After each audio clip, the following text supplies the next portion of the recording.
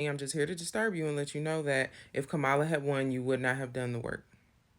You would have went home, you would have bought the t-shirt, you would have smiled and beamed with pride as you swore in your first black female president.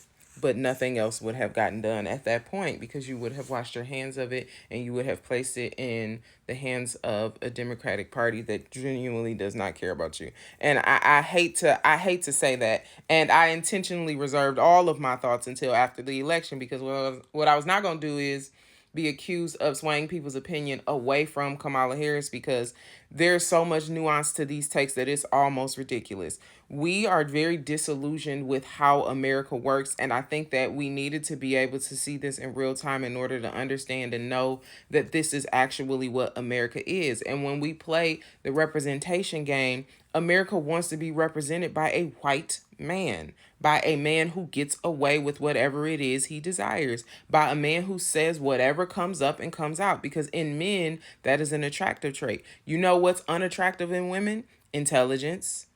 You know what's unattractive in women? A long track record. Women who are tried and true, who are proven to be more intelligent than men, are considered witches.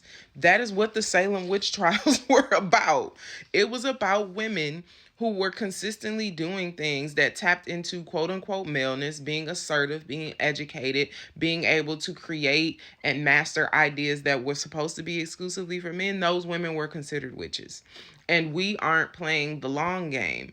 We look at even the conversations that we have. People are, we're talking to people about how they don't know how the House works and how the Senate works and how you got to vote in your local elections and you just got to flip, blah, blah, blah.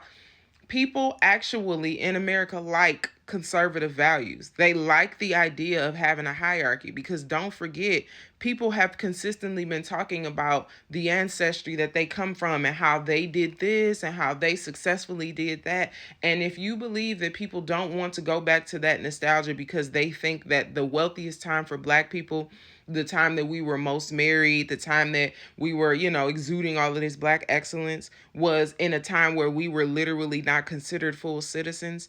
That goes for people who are Black, white, and alike. We are all disillusioned with how America works, but especially when we talk about Kamala Harris within a presidency, we get confused about what it looks like to have representation, but also to have policy.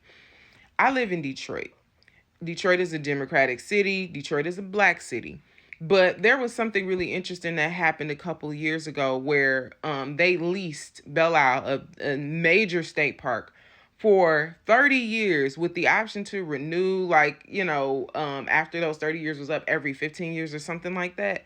And I remember listening to that and going to myself, what the heck? Why would they lease an island, a small island, to the state for that long a time? Like, so many of us will be extremely old. Our grandkids, probably won't even consider that that's a thing, but that's the game that's being played. The Heritage Foundation and Project 2025 is not new. It has been in play since at least we know of the 70s, and it's probably just gotten a new name. We have to switch from I want representation just so that we can have a seat at the table to negotiate, when you have to know that you're negotiating with terrorists.